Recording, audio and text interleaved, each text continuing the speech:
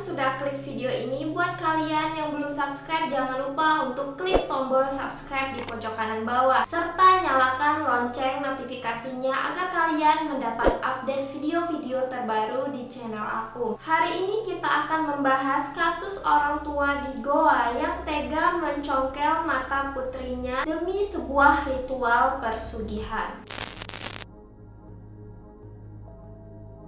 Penganiayaan yang terjadi kepada AP yang masih berusia 6 tahun terjadi pada 1 September 2021. Tepatnya sekitar pukul 13.30 di rumah korban, Malino, Kecamatan Tinggi Moncong, Kabupaten Goa, Sulawesi Selatan. Ibu korban yang bernama Hasniati atau HA bertindak sebagai eksekutor dari kejahatan tersebut. Dia berusaha mencongkel mata putrinya dan berusaha untuk mengeluarkannya secara utuh. Saat melakukan kejahatannya, Hasniati tidak hanya sendiri tapi juga dibantu oleh ayahnya AP yang bernama Taufik Basri, kakek dari AP, serta Udin Salahuddin, paman dari AP. Semua pelaku yang terlibat dalam kekerasan ini memiliki perannya masing-masing, seperti ayahnya Taufik yang berperan untuk memegang bagian kepala dari AP, sedangkan pamannya AP beserta kakeknya berperan untuk memegang tangan, kaki, dan badan AP. Ibu kandung AP berperan sebagai eksekutor dari kejahatan tersebut. Dia mencongkel mata putrinya dengan menggunakan tangannya sendiri. Akibat dari tindakan tersebut, AP menjerit kesakitan dan menangis hingga terdengar sampai keluar rumah. Jeritan dan tangisan dari AP terdengar oleh pamannya yang bernama Bayu. Tanpa berpikir panjang, Bayu langsung masuk ke dalam rumah dan berusaha untuk menyelamatkan AP. Sempat mendapatkan perlawanan dari para pelaku, tapi Bayu berhasil menyelamatkan dan membawa AP ke Rumah Sakit Syekh Yusuf, Kabupaten Goa.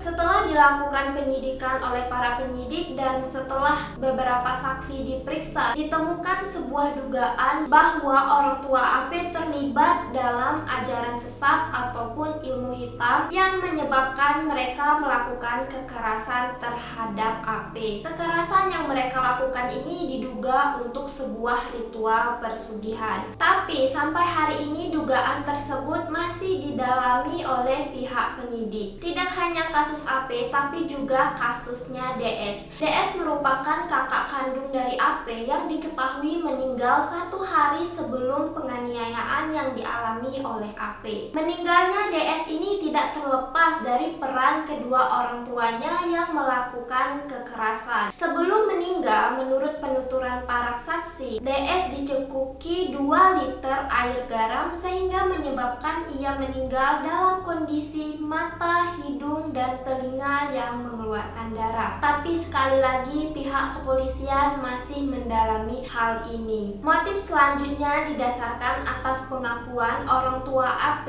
yang saat ditangkap mereka mengaku bahwa mereka mendapatkan bisikan goib ataupun semacam halusinasi yang menyebabkan mereka bertindak seperti itu terhadap anaknya. Mereka mengatakan kepada kepolisian bahwa tindakan mencongkel mata AP ini bertujuan untuk menyembuhkan penyakit yang dialami AP yang cuman bisa disembuhkan dengan mencongkel mata anaknya tersebut. Karena pengakuan tersebut, orang tua AP pun diperiksa kejiwaannya di Rumah Sakit Dadi di Makassar. Tidak hanya itu, tapi paman beserta kakeknya juga diperiksa kejiwaannya. Setelah dilakukan pemeriksaan kejiwaan dan dinyatakan mereka berempat sehat secara kejiwaan.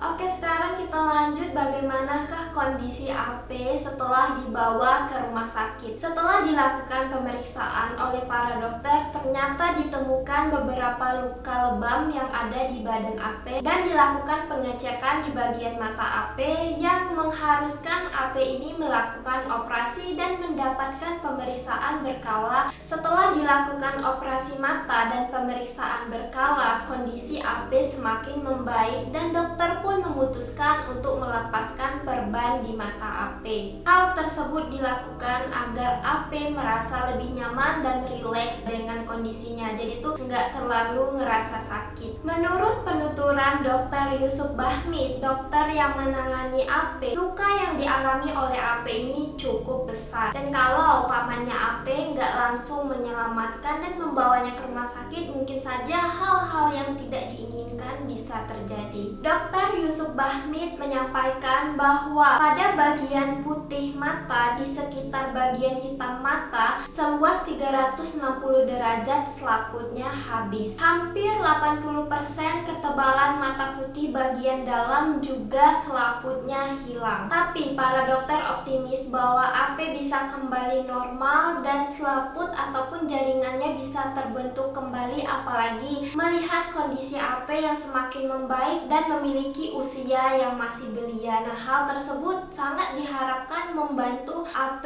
dalam pemulihan. Setelah berita ini diberitakan di mana-mana, banyak banget netizen yang juga berkomentar mengatakan bahwa ingin mendonorkan matanya kepada AP. Tapi hal tersebut tidak perlu dilakukan karena setelah dilakukan pemeriksaan, kornea mata AP dinyatakan aman dan penglihatannya juga dinyatakan aman. Kenapa kok bisa korneanya aman sedangkan bagian mata putihnya itu mengalami kerusakan yang cukup parah? Hal tersebut karena ibunya AP ini kan berusaha untuk mencongkel mata putrinya dan mengeluarkannya secara utuh sehingga tidak terjadi penekanan pada bagian kornea mata.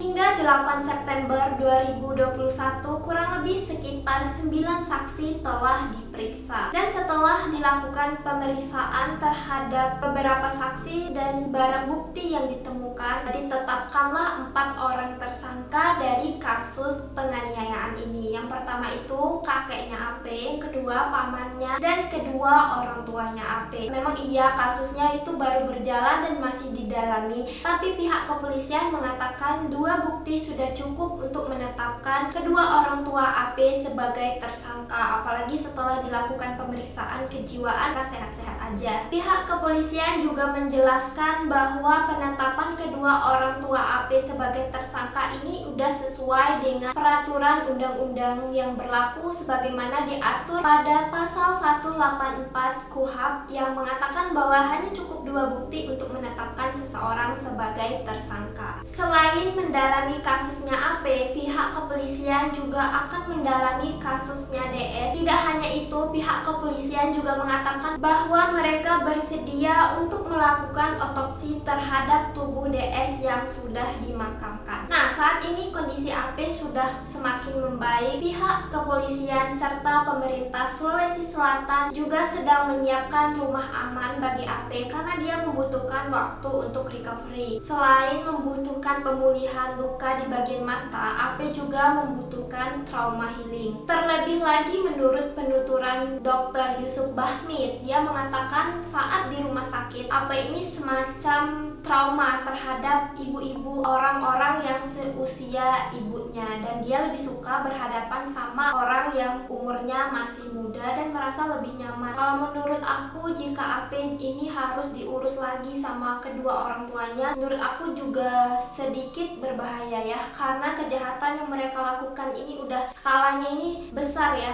udah berani mencongkel mata anaknya, dan nggak kebayang kalau misalnya hal ini terulang. Nah, jadi kalau menurut aku personal emang lebih aman AP ini diurus sama orang tua sambung, tapi mengurus anak itu nggak mudah dan dibutuhkan pendalaman siapa yang lebih pantas untuk menjadi orang tua sambung. Tidak hanya mampu dan mau menerima AP, tapi juga harus mampu secara mental ataupun finansial. Mengenai dugaan adanya ritual persugihan ini menimbulkan banyak kekhawatiran orang-orang, apakah iya cuman ada di keluarga AP aja atau udah ada keluarga lain yang menjadi menjadi korban dari kasus ini, atau mungkin di daerah atau lingkungan AP ini ada sosok yang mendukung tindakan tersebut semacam dukun atau tokoh publik lainnya. Di sini juga pihak kepolisian sudah menyelidiki bahwa orang tua AP ini cuman petani, bukan dukun, dan ini udah dipastiin. Kekhawatiran tentang apa yang terjadi di lingkungan tempat tinggalnya AP ini, Bapak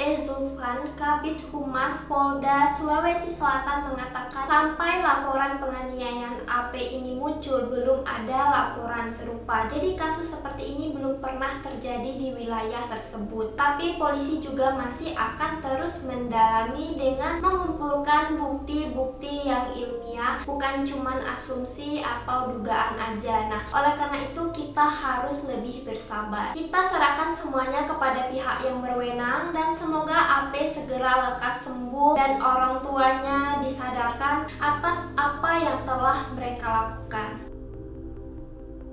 Oke guys, itu aja video kita hari ini. Jangan lupa untuk like, komen, dan share video ini serta follow aku di sosial media yang lainnya. See you to another video.